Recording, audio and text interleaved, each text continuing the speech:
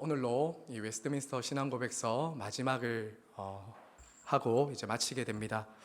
여러분, 지난주에 우리가 보았듯이 이 신앙고백서 마지막 두 장은 개인의 종말과 세계의 종말을 다룬다라고 말씀드렸습니다.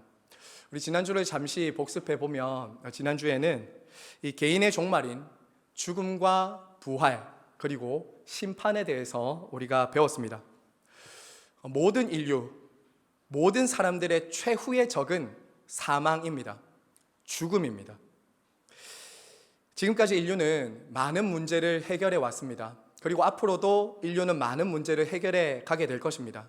하지만 아무리 로켓을 쏘아 올리고 AI가 발전하고 로봇과 인공지능과 같은 과학기술이 발달한다 할지라도 죽음을 해결할 수는 없습니다.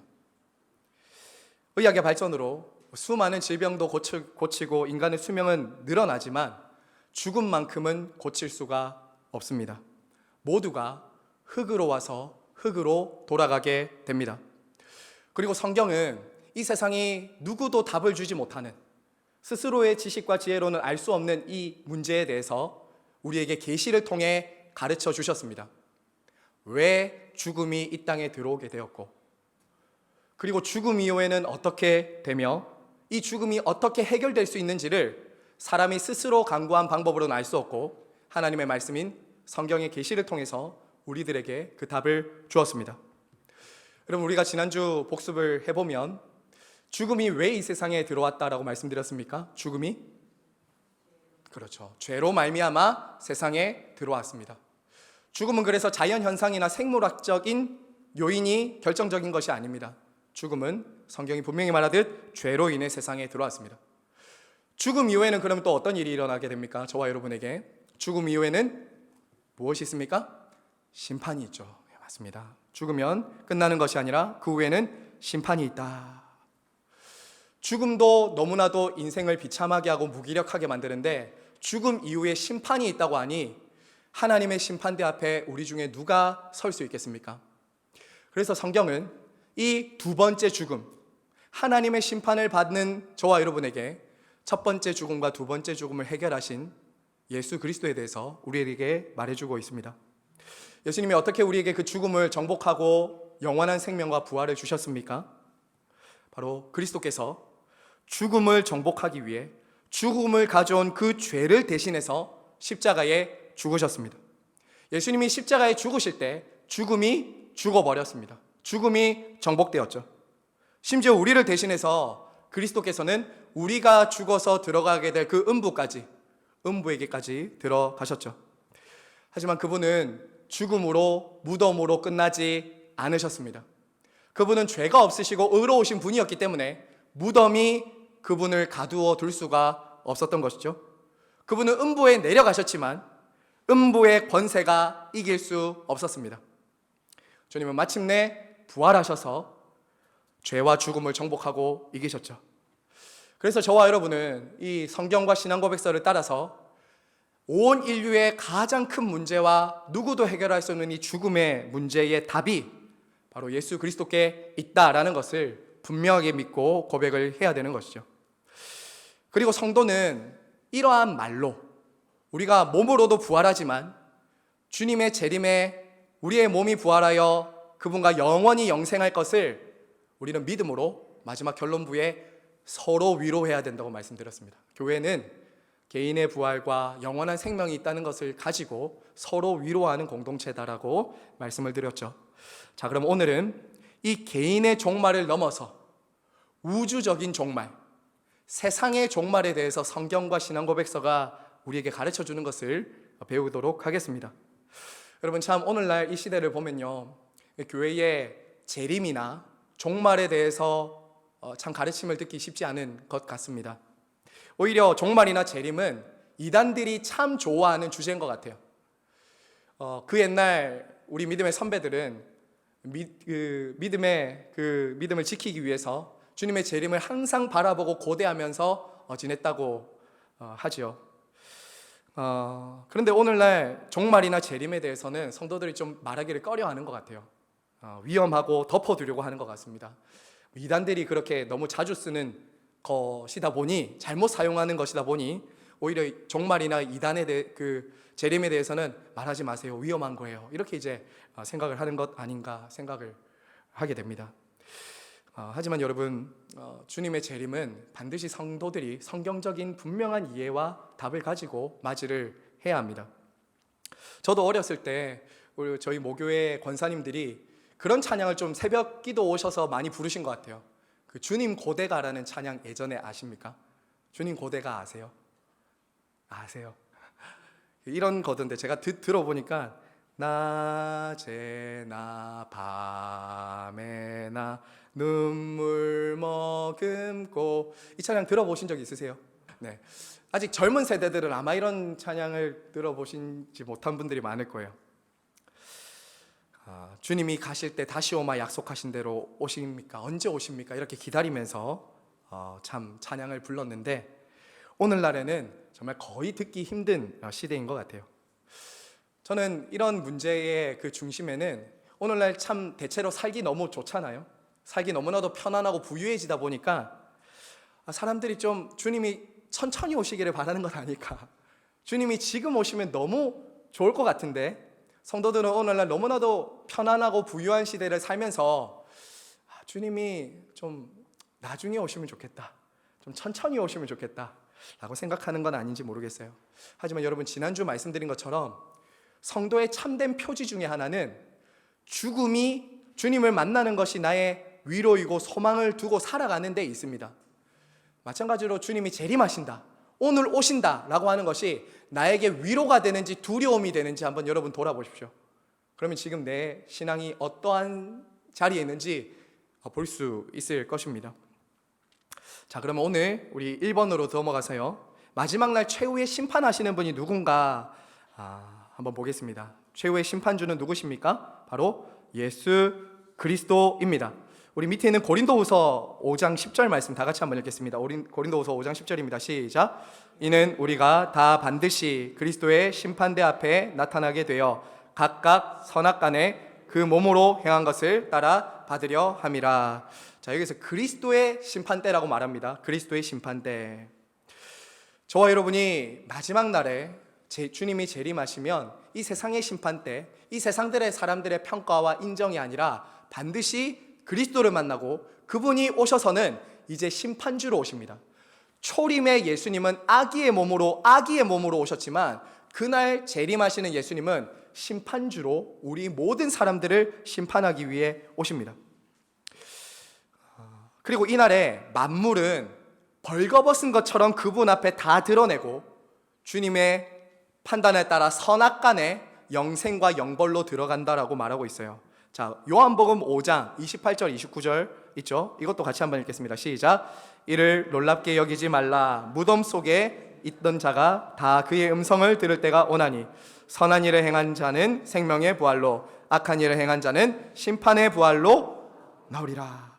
자, 이미 죽은 자들은 주님이 다시 오셨을 때 그 이미 천국과 지옥에 있었던 그의 영혼이 몸의 부활과 함께 만나서 몸의 부활과 함께 영원히 영벌과 영생으로 들어가게 된다라는 것이죠. 오늘 우리가 읽었던 이 마태복음 25장의 이 본문은 그날에 일어날 일에 대해서 너무나도 명확하게 가르쳐주고 있습니다. 마태복음 25장에 보면 양과 염소가 나뉘어지듯이 주님을 믿는 성도들과 주님께 버림받은 사람들이 너무나도 선명하게 구분됩니다. 자, 그런데 오늘 말씀을 저희가 읽었지만 그 기준이 무엇입니까? 그 기준은 이거예요. 예수 그리스도를 믿는 믿음과 그의 합당한 삶입니다. 저와 여러분이 나중에 심판받을 때 그것은 내가 1년 52주 교회를 출석했느냐, 출석 도장 가지고 만나지 않는다고요. 내가 얼마나 어떤 직분을 가지고 있었는지 그것도 주님의 심판대 앞에서는 내가 내세울 게 아니라고요. 그때 우리가 내세울 수 있는 것은 두 가지입니다. 예수 그리스도를 믿는 믿음이에요.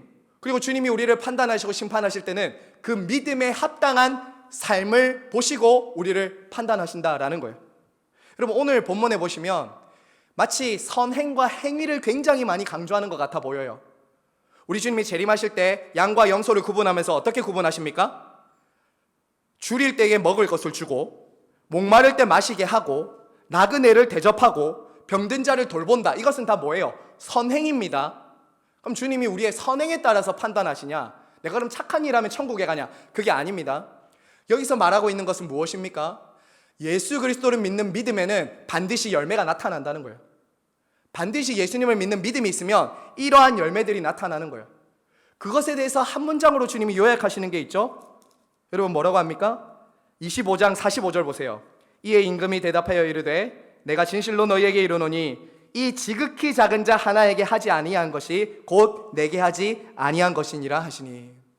여러분 예수님이 두 번이나 강조해서 지극히 작은 자에게 한 것이 나에게 한 것이라고, 지극히 작은 자에게 하지 않는 것이 나에게 하지 않는 것이라고 말했어요. 우리가 하찮게 생각하는 일, 하찮게 생각하는 사람, 하찮아 보이는 그 어떤 일들을 여러분이 어떻게 하는지는 여러분의 믿음을 보여줍니다. 너무나도 중요합니다, 여러분. 여러분이 이것은 단순한 율법을 지금 말하는 게 아닙니다. 믿음이 있기 때문에, 예수를 믿기 때문에 지극히 작은 자를 지나치지 않는 거예요. 이 믿음의 열매를 여러분들은 있는지 점검하셔야 됩니다. 그 주님을 만날 때 여러분은 이 행위대로 심판을 받을 것이기 때문인 것이죠. 여러분 그래서 성도들에게 이것은 위로인 거예요. 주님이 재림하셔서 지극히 작은 자를 섬기는 게 얼마나 힘든지 아세요? 여기서 말하는 지극히 작은 것은 육체적이고 정서적이고 신앙적인 영적인 모든 것이 다 지극히 작은 거예요. 여러분 곁에 그런 사람이 있으면 계속 섬기고 계속 수고하고 이런 게 쉽나요? 어렵나요? 어려운 일이에요. 근데 그걸 계속 믿음으로 하는 거예요. 근데 그것을 예수님은 재림하셔서 어떻게 하신다고요? 하나하나 기억해 주신다고. 하나하나 기억하시고 그날 상을 주시겠다라고 말씀을 하는 거죠. 하지만 그렇게 살아오지 않은 사람은 나중에 어떻게 될까요? 그 믿음이 진짜가 아니었다는 것이 드러나면서 그는 영원한 형벌로 떨어지게 되는 거죠. 자, 그럼 2번으로 넘어가겠습니다. 자, 심판날은 언제죠? 자, 같이 한번 읽겠습니다. 시작. 성부 하나님께서 정하신 때입니다. 여러분, 예수님이 언제 세상에 다시 오실까요? 예수님이 승천하신 지 지금 2000년이나 지났죠. 2000년이나 지났습니다. 이단들과 이 거짓 선지자들은 항상 종말과 재림을 가지고 많은 사람들을 미혹하려고 했어요. 특히 시한부종말론이라는 것으로 사람들을 자꾸 유혹을 하려고 했죠. 우리나라에도 30년 전에 이런 이단이 한번 들끓었던 적이 한번 있죠. 여러분도 아마 한 번쯤 들어보셨을 다미선교회라는 이단이 나타나서 예수님이 언제 오신다고 했냐면 1992년 10월 28일 날 재림을 한다고 했어요. 그래서 160여 교회가 그들의 주장을 따라서 집과 재산을 팔고 산속에 들어갔어요. 그때 방송에도 방영이 나왔던 것이죠. 수많은 사람들이 산속에서 흰 옷을 입고 기다렸어요. 이것부터가 잘못된 거죠.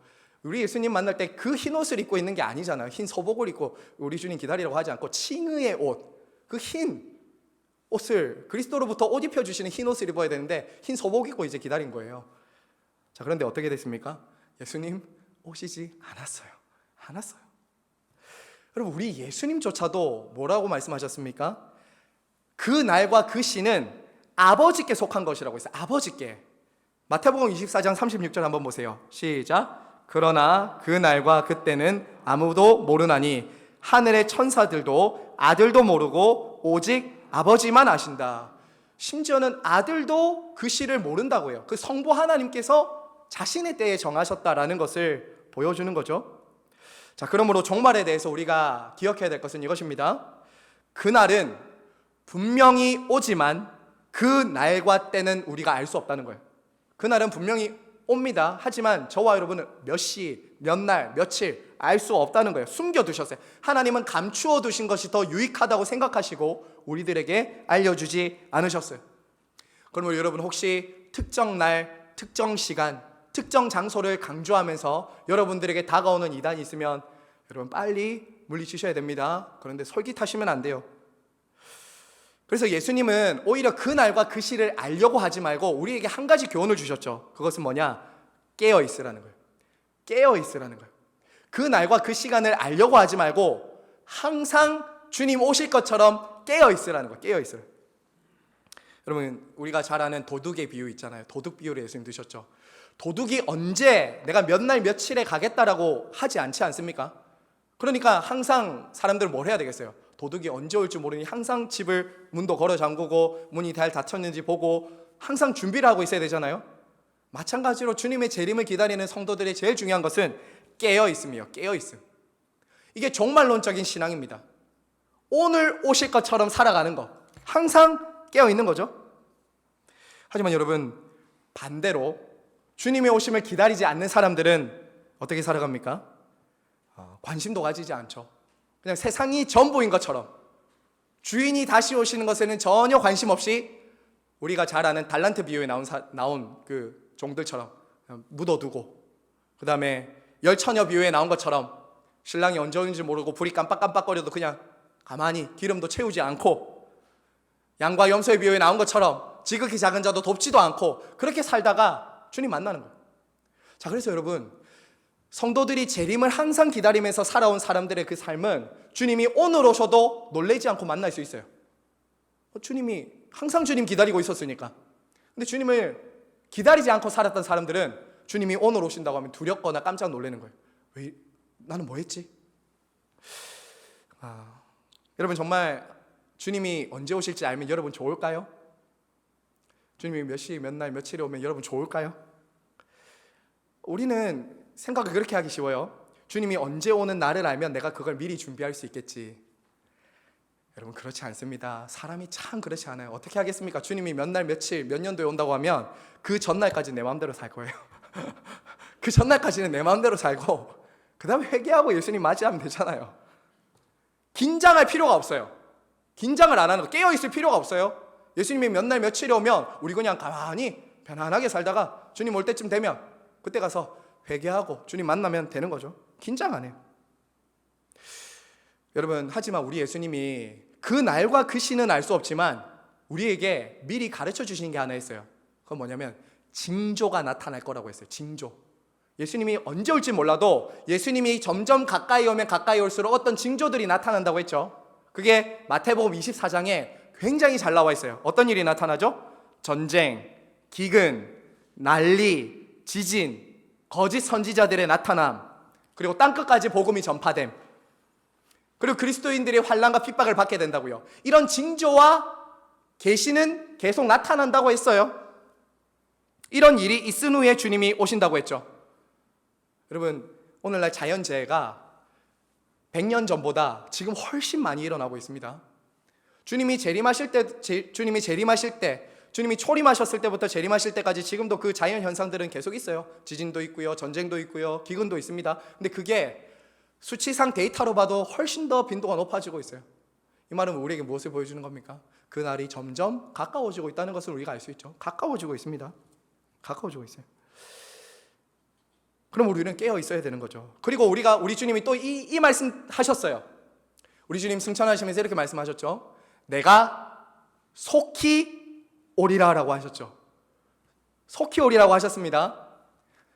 내가 천천히 갈게, 내가 좀 더디 갈게라고 하지 않고 예수님 분명히 요한계시록에서도 속히 오리라. 그러면 예수님이 승천하신 지 지금 2000년이나 지났는데 왜 예수님 빨리 안 오실까요? 우리의 시간과 하나님의 시간이 다르기 때문이에요. 그렇죠? 주님에게는 한 날이 천년이 하루 같고 하루가 천년 같은 우리 주님의 시간표와 우리의 시간이 다른 거예요. 그러면서 예수님 말씀하셨어요. 왜 그날을 계속 기다리고 계시냐? 지금도 회개하고 돌아와야 될 영혼들을 기다리시고 주님은 부르고 계시기 때문에 그날을 기다리고 계신 것이죠.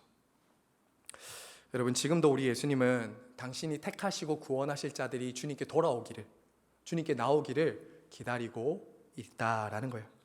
자, 그러므로 여기서 우리가 주님의 재림의 때를 지금 보고 있는데 분명한 한 가지 사실 우리가 좀 정리하면 주님의 재림하시는 징조와 그 이상들이 나타나고 있고 주님의 재림은 점점 더 가까워지고 있다. 그러므로 깨어있자라고 우리는 교훈을 받아야 되겠습니다.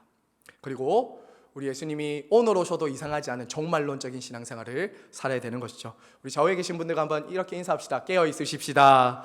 깨어 있으십시다. 깨어 있으십시오. 네. 점심 맛있게 닭도리탕 드시고 깨어 있으십시다. 자, 3번으로 넘어가세요. 심판의 대상과 방법입니다. 자, 심판의 대상과 방법. 심판의 대상은 누구죠?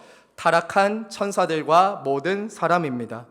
자, 그럼 그날에는 누가 심판받고 어떤 심판을 받게 됩니까? 자, 우리 신앙고백서 1항 한번 보실까요? 신앙고백서 1항 한번 같이 읽어보겠습니다. 같이 읽겠습니다.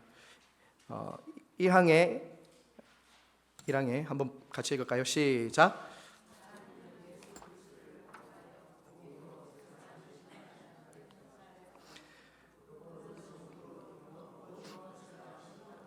(3번) 읽겠습니다. 그날에 배도한 천사들이 심판받을 뿐 아니라 땅 위에 생존했던 모든 사람이 그리스도의 심판대 앞에 서서 자신들의 생각과 말과 행동에 대하여 직고하고 선악간에 그들이 몸으로 행한 것에 따라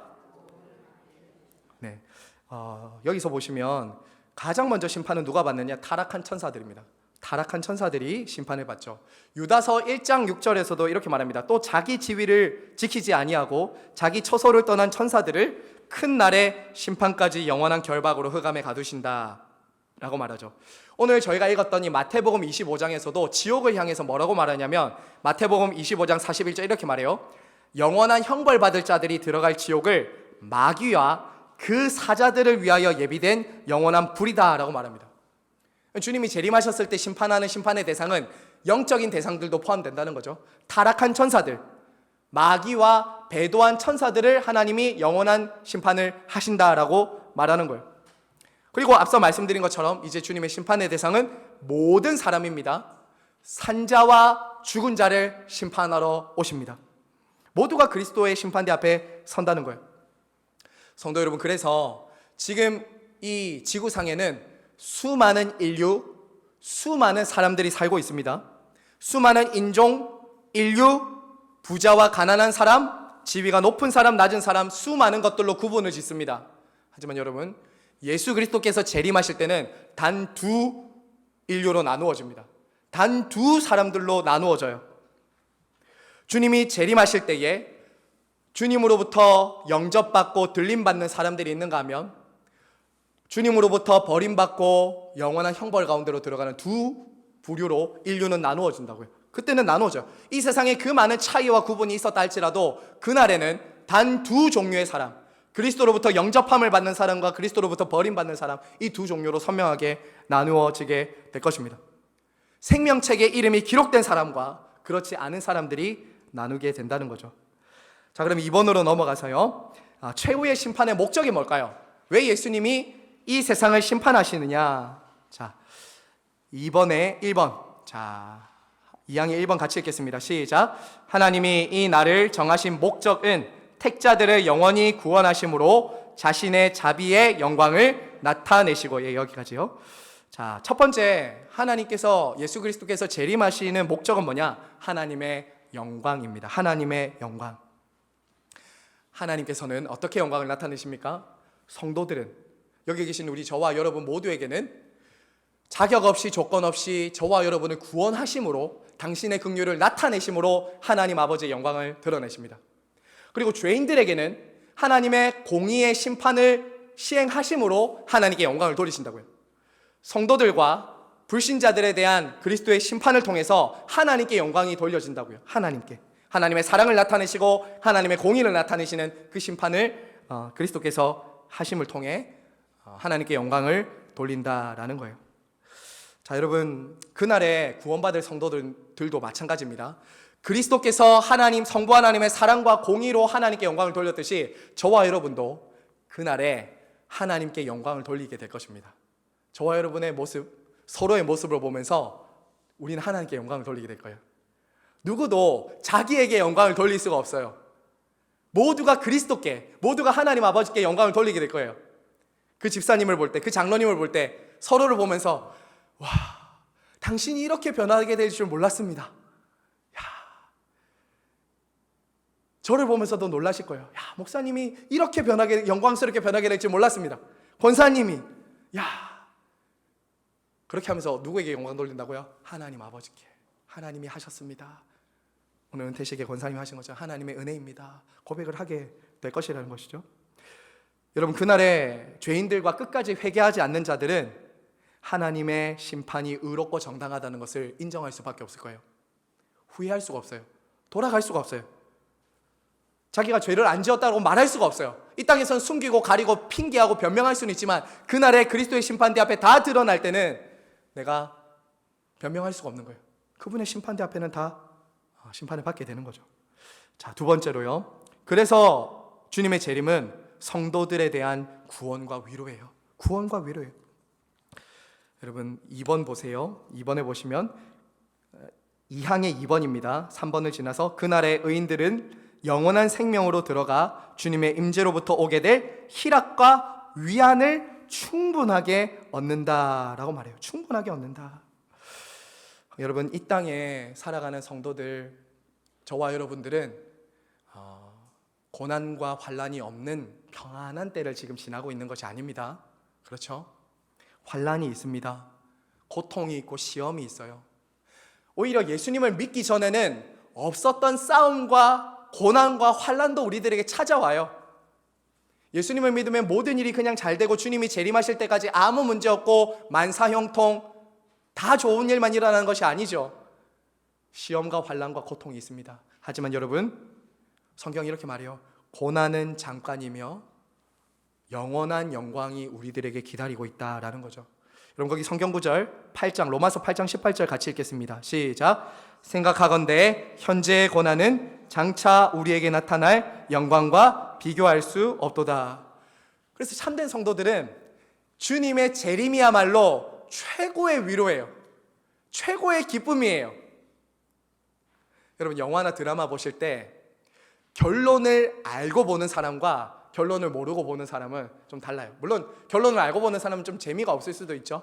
그런데 결론을 모르는 사람이 막 영화를 보다가 막 주인공이 죽을 뻔하고 막 고통과 막 어려움을 막 당하잖아요. 그러면 옆에서 나는 말은 안 하고 있지만, 야, 조금만 되면 쟤 다시 살아난다, 조금만 되면 다시 일어난다, 이런 거 이제 우리는 마음속으로 보면서 막 기뻐하잖아요. 그런 거라는 거예요. 성도는 끝을 알고 사는 사람입니다. 정말 결론을 알고 결말을 알고 살아가는 사람들이 성도들이라고요. 주님이 재림하시면 내가 어떻게 될지, 주님이 재림하시면 우리에게 주실 상급과 위로가 얼마나 큰지를 알기 때문에 지금 잠깐 이 땅에서 당하는 고난은 사실은 작은 것으로 여길 수 있는 거예요. 작은 것으로 여길 수 있는 거예요. 결국 지나가는 거죠. 지나가는 거예요. 끝이 있다고요. 종말이 있고 주님의 재림에는 모든 것이 다 바뀔 거라고. 여러분, 그래서 여러분 기억하세요. 지금 저와 여러분에게 어떤 고난이 있고 환난이 있고 시험이 있는지 여러분 각자가 다 있을 것이지만 고난이 여러분의 인생의 이야기의 결론은 아니에요. 환난이 여러분의 삶의 마침표가 아닙니다. 마침내 재림이라는 마침표가 찍혀지게 될 것이고 그때는 모든 것이 새로워질 거예요. 모든 것이 달라집니다. 그리고 심지어 모든 것이 역전될 거예요. 여러분을 괴롭혔던 악인들은 심판을 받는 것을 보게 될 것이고 여러분이 믿었던 예수 그리스도와 여러분이 함께 있는 것을 보게 될 것입니다. 그게 최고의 위로죠. 그때는 질병도 없어요. 나를 괴롭히던 그 질병이 나를 죽이지 못하고 내가 부활해 있는 것을 보게 될 거니까 우리는 죽음을 밑으로 보게 될 거예요. 이 약속을 가지고 있다고요. 그러면 저와 여러분은 이러한 것으로 위로를 삼는 사람이죠. 그리스도와 함께 승리할 거예요. 자, 세 번째. 하지만 반대로 악인들은 어떻게 됩니까? 데살로니가 후서 1장 8절에서 9절 한번 읽겠습니다. 시작. 하나님을 모르는 자들과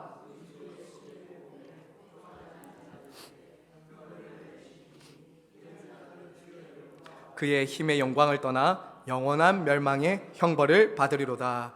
자, 여러분, 여기서 영원한 멸망의 형벌은 하나님의 임재로부터 영원히 추방되는 심판입니다. 영원히 추방되는 거예요. 지난주 말씀드린 것처럼 부자와 거지 나사로가 죽고 부자는 음부로 들어가고 나사로는 아브라함의 품에 안긴 것처럼 저와 여러분의 마지막 최후에는 이런 일이 일어난다는 거예요. 여러분, 그 음부가 어떤 곳이었습니까? 불 가운데 있는 것이었습니다. 그 불이 지금 우리가 보는 이 가스레인지나 이런 불이 아니에요. 여러분, 정말 말할 수 없는 고통이 마치 불로 타들어가는 그런 어떤 고통이 있을 거예요. 이 세상에서는 겪지 못한 그 고통입니다. 더 큰 고통이 뭐라고 말씀드렸냐면 회개할 기회가 없다는 거예요. 영원하다는 거예요. 고통이 영원하다는 거예요. 그게 얼마나 끔찍하겠습니까? 그래서 제가 한번 그 지옥에 들어간 사람들의 뭐 약간 그 이야기, 유머 이야기를 보니까 거기는 다 껄껄껄 거린다 하더라고요. 껄껄껄껄 껄껄 껄껄껄껄. 어떤 껄이 후회를 하면서 이런 껄껄껄을 한다는 거예요. 그때 복음을 듣고 회개할 걸, 내가 예수님을 영접할 걸, 친구가 교회 가자고 할 때 교회 갈 걸, 내가 이렇게 될 줄 몰랐네 하면서 그냥 껄껄거리면서 그냥 그 영원히 그냥 후회하면서 산다는 거예요. 회개할 기회가 없으니까 후회밖에 할 게 없어요. 후회하면 뭐 하겠어요? 영원히 형벌을 받는데요. 여러분, 그러므로 저와 여러분은 오늘이라는 시간, 지금이라는 때를 잡아야 돼요. 이게 지혜입니다. 주님이 지금 오셔서 내가 주님 만난다면 어떻게 내가 살아가야 되지? 지금 내가 영원한 지옥의 형벌에 들어가지 않고 영원한 생명 가운데로 내가 어떻게 들어갈 수 있지? 이런 것들을 항상 염두하고 살아가야 된다는 거예요. 자, 마지막 세 번째입니다. 최후의 심판이 주는 유익이 있습니다. 자, 3번 사망의 1번 우리 같이 한번 읽겠습니다. 시작. 그리스도께서 심판의 날이 있으리라 것을 분명하게 확신하도록 하신 이유가 모든 인간이 죄를 멀리하고. 자, 여러분 베드로후서 3장 14절도 같이 읽겠습니다. 시작. 그러므로 사랑하는 자들아 너희가 이것을 바라보나니 점도 없고 흠도 없이 평강 가운데 나타나기를 힘쓰라. 거기 성경 구절 없어서 제가 읽어드렸습니다. 여러분, 베드로 사도는 이렇게 말하죠. 이것을 바라보나니 점도 없고 흠도 없이 평강 가운데 나타나기를 힘쓰라. 여러분, 최후 심판이 있다는 것을 기억하고 사는 것은 저와 여러분이 죄를 가볍게 여기지 않도록 하는 장치입니다. 여러분, 심판이 있다라는 것은 단순히 여러분들을 두렵게 하는 진리가 아닙니다. 오히려 죄로부터 보호하는 거예요. 기억하십시오. 주님이 최후의 심판하신다, 재림하셔서 심판하신다는 것은 그냥 여러분에게 두려운 주제가 아니라 저와 여러분이 죄를 짓지 않도록 해주는 보호막이라고요. 안전장치라고요. 주님의 재림을 생각하면서 사는데 죄 지으면서 살 수 있겠습니까? 내가 막 내 마음대로 하면서 살 수 있겠어요? 그럴 수 없는 거예요. 마지막 날에 하나님 앞에 설 것을 생각하며 죄를 미워하고 거룩하게 자기를 성화시켜 가는 것이죠. 자, 두 번째 재림의 이 땅을 살아가는 성도들에게 재림의 유익은 같이 읽겠습니다. 시작. 고난 가운데 위로를 주시기 위해. 여러분, 요한계시록 22장 12절에 보면 예수님이 재림하실 때 이렇게 말씀하십니다. 내가 속히 오리니 내가 줄 상이 있다. 내가 줄 상이 있다라고 말해요. 이때 예수님이 이렇게 말씀하셨어요. 각 사람에게 그가 행한 대로 갚아주리라. 우리 한번 받아서 해주세요. 행한 대로 갚아주리라. 행한 대로 갚아주리라. 여러분, 이 땅에서 저와 여러분이 수고하고 눈물 흘리고 애쓴 만큼 주님이 갚아주신대요. 그날의 눈물을 닦아주시고 여러분들이 그동안 수고한 모든 것에 대해서 상 주신다고요. 상. 성도의 삶이 고난이 찾아오고 정말 힘들고 어려울 때마다 여러분 그 상을 바라보세요. 상을 바라보십시오. 아무 의미 없는 고난이 아닙니다. 주님을 섬기면서 여러분들이 당하는 그 고난은 의미 없는 고난이 아니에요. 주님이 상 주실 것입니다. 주님이 여러분을 행한 대로 갚아주실 거예요. 저는 이 말씀을 이 부분에서 묵상하면서 이런 묵상을 좀 했습니다. 여러분, 주님은 이 땅에서 불의가 승리하는 것처럼 보이고 이 땅에서는 성도가 핍박받고 죽임당하는 것 같은 그 상황 속에서도 하나님은 마지막 날 침묵하지 않으신다는 거예요. 여러분, 그 옛날 로마 시대에 성도들은 콜로세움에서 사자의 밥이 되었습니다. 믿지 않는 로마 사람들의 그 놀이객감이 되었다고요.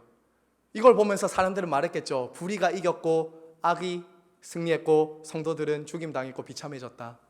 하지만 주님 계시록에서 이렇게 말씀하십니다. 분명하게 인내하며 수고한 자들에게는 하늘의 해처럼 빛나게 될 것이다. 내가 줄 상이 있다라는. 여러분, 그날의 상이 무엇인지 우리는 다 알 수는 없어요. 하지만 그때 주님을 위해서 살았던 정말 순교했던 사람과 그냥 평범하게 겨우겨우 교회 다니고 예수 믿었던 사람이 받을 상은 다르지 않겠습니까? 똑같을까요? 주님을 위해서 이름을 걸고 순교했던 사람과 겨우 예수 믿고 마지막에 부끄러운 구원 받는 사람과의 상은 다르지 않겠습니까? 행한 대로 갚아준다고요. 여러분, 그래서 성도들은 오히려 고난 가운데 이것을 위로로 삼고 더 진력하며 주님 오실 날을 기다리는 사람이라는 거예요. 자, 3번입니다. 3번 같이 읽겠습니다. 시작.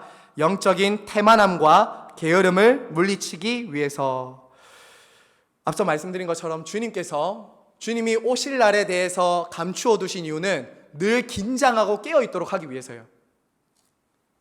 성도들이 영적인 안일함에 빠지지 않도록 하기 위한 거예요. 영적인 게으름은 여러분 갑자기 찾아오지 않습니다. 여러분, 영적인 게으름과 안일함은 갑자기 찾아오지 않는다고요. 이렇게 찾아옵니다. 성경을 매일 읽다가 오늘은 한번 쉬자. 오늘 한번 쉬었어요. 그럼 내일 또 어떨까요? 더 쉬는 게 더 쉬워져요. 오늘 하루 기도 안 해보세요. 내일 더 기도 안 하는 게 쉬워져요. 이게 우리 몸이에요. 영적인 게으름과 안일함은 너무나도 쉽게 우리들에게 찾아와요. 한번 계속 그렇게 하면 너무 편해요. 너무 편해요. 근데 여러분, 이 심판에 대한 진리는 성도들을 깨웁니다. 일어나라고, 깨어 있으라고, 내가 다시 온다고. 졸지 말고 현실이 꿈인 것처럼 이 현실이 마치 전부인 것처럼 꿈꾸듯 살지 말라고. 주님의 오심을 바라보고 살라고 우리들에게 계속 깨우는 거예요. 일어나라. 마지막입니다. 4번입니다. 자, 마지막 4번 읽겠습니다. 시작. 항상 깨어서 주님을 맞이하기 위해서.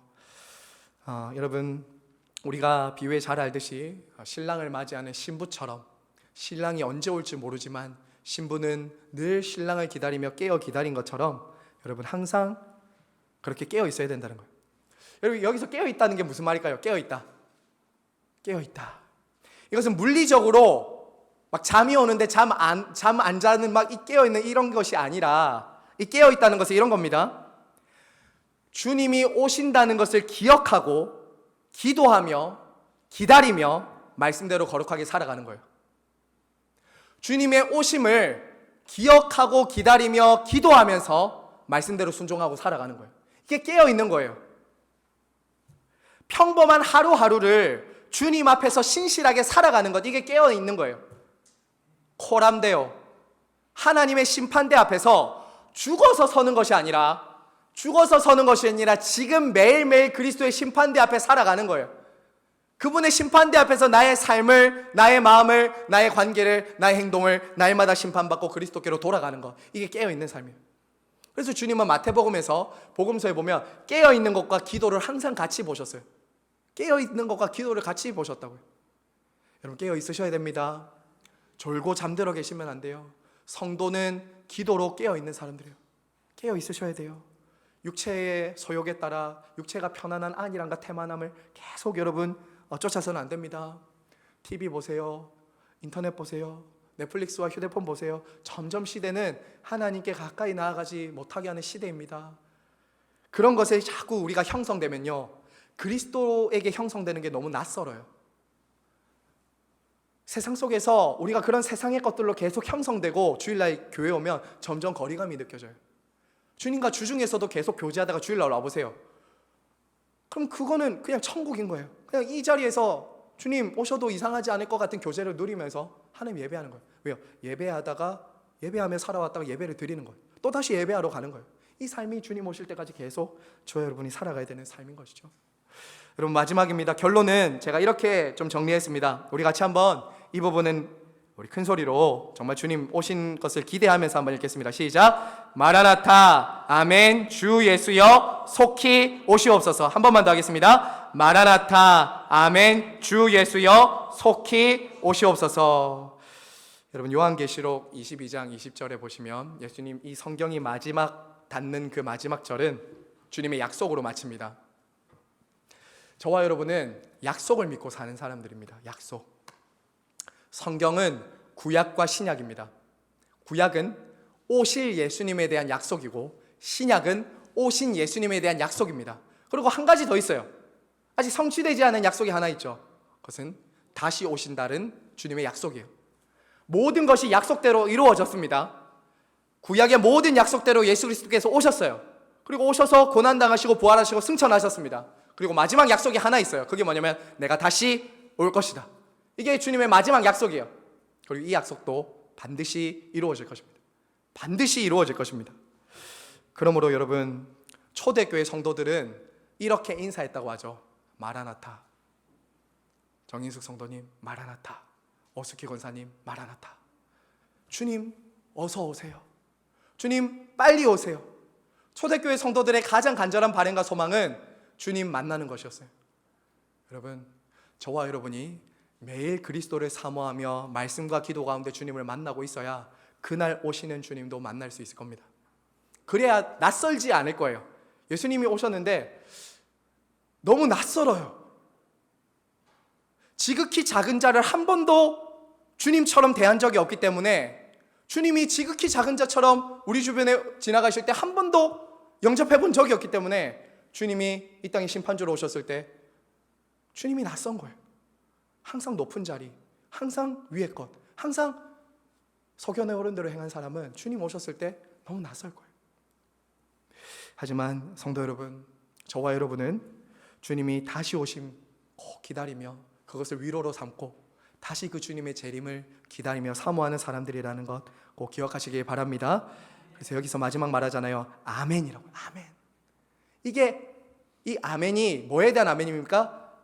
마라나타, 아람어. 주님이 속히 오신다, 주님이 다시 오신다라고 했을 때 거기에 대한 아멘이라고요. 저와 여러분의 삶은 이런 아멘으로 화답하는 삶이 돼야 된다고요. 혹시 아직도 이 땅에 미련이 있어서 주님이 다시 오시는 게 너무 좀 더디 오셨으면 좋겠다, 그런 분들 혹시 있습니까? 우리는 그렇게 살아서는 안 될 것입니다. 마라나타, 아멘 주 예수여 속히 오시옵소서, 그날을 소망하며 주님을 기다리는 저와 여러분 모두가 되시기를 성부와 성자와 성령의 이름으로 축원을 드립니다. 아멘.